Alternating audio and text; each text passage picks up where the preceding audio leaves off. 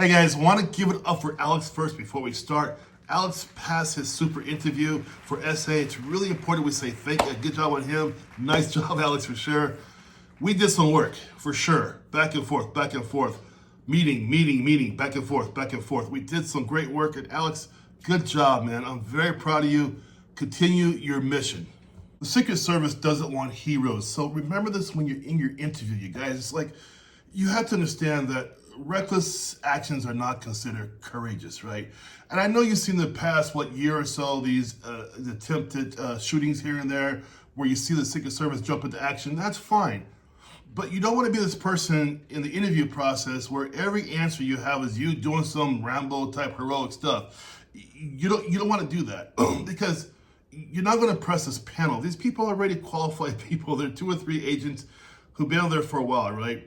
And so you don't want to get to a point where you're showing you to jump into danger and do this and do that.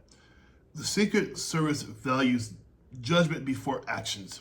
And so you're thinking, why is that? Well, look on YouTube. How many times you see these uniformed officers sometimes act before they think, right? So they're jumping into action before they think about the whole situation, understanding it, really get a grip of what's going on, right? And because sometimes they get their egos hurt or they get called names, whatever, and they act before they think. The Secret Service doesn't want people like that. They want you to use your judgment before you act. That's the thing we got to come across in the interview as well. We are thinkers before we're actors, right? So number 2, also, when you're in the interview process, I coach this a lot, that the mission must come before your ego. I have questions I ask on purpose that push that to see whether you're going to go for the mission of Secret Service or whether you're going to go for the ego, the limelight, to be the hero, right?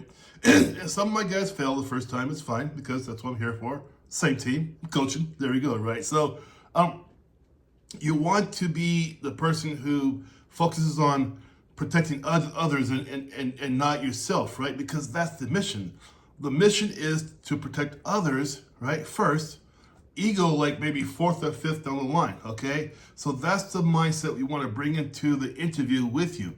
You want to think about others before you every single time for every single answer to that interview. Now, at this point here, guys, I'll stop you. If you got that super interview coming up, the super interview is on your heels, you're not sure what to do, I can help you. Go down to my description, get into my calendar, and I'll show you how it works, okay? Last year, 58 people went through my classes. They all passed, 100%. January 12 went through. They all passed. February 9 went through. They all passed. Last month, 15 went through, 14 passed. The odds are pretty good. Perfect, no. But I really believe in what I'm doing, and I understand what I'm doing. I've been doing it for 7 years, okay? Next one here, you guys, number 3 is emotional decisions create risk. So again, this is kind of like number 2 when people in uniform jump into something and because they got their feelings hurt, their ego got bruised. And so what happens, they get into this situation where they shouldn't be in, right? You don't want to answer out of anger, pride, or emotion, because they have questions there that purposely test, right, how heavy on the pride and ego you're going to lean on to answer a question. They're put in there on purpose to test you, to see you, and what are your limits and boundaries. Because this is important, right? They want to have, the Secret Service wants to have controlled individuals. They do not want Rambos. You don't want to go there and try to be a cool dude because you're doing this Rambo stuff. It's not going to work with these guys. We cannot impress this panel with that kind of behavior. They're going to say, no, thank you, right? You always want to think, number 4, is that teamwork always beats the lone wolf thinking. There is no room for this lone wolf thinking in there, right? Protection and investigations. Okay, for SA. Protections and investigations are what? That's the primary jobs you do for SA and Secret Service, okay? They rely on coordination. You can't be a one-person team and have your own coordination. It doesn't work that way, right? However, though, if you have the hero mentality, which is me, I'm going to do this, I will do that, you're not going to make it through the interview because they do not want to hear that. I'll tell you one of the biggest ones I see, and it's my questions that I ask on purpose because I'm looking for restraint. So in the questions I ask you, I'm looking for you to have professional restraint where you're observing, you're reporting, you're coordinating, but you're not charging forward yet. You are assessing the situation, situational awareness. My questions tested on purpose, okay? And sometimes you'll have to act, of course, but I'm looking for situational awareness first and foremost. That's most important. Last one here, guys, is sound judgment wins the interviewers every time. So what do I mean by sound judgment? Well, in my coaching program, I push on you emotional maturity.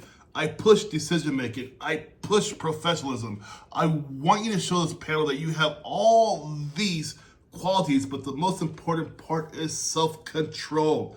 I really do push that very hard because this panel, they know you're not going to be the seasoned agent yet, right? They know that already.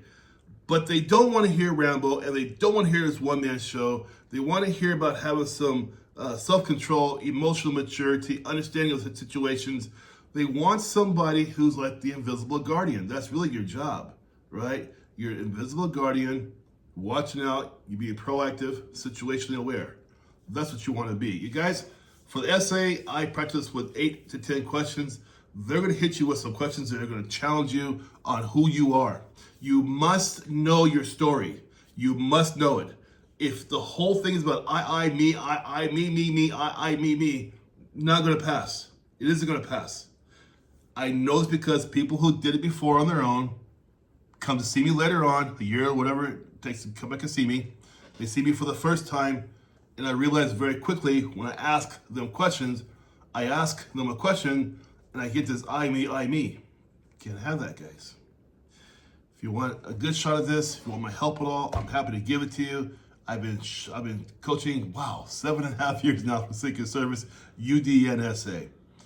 Get a hold of me down in my description down below. Click to a link, get it to my calendar, and you and I will start this process to get that badge on your hip. You guys take care and have a great day.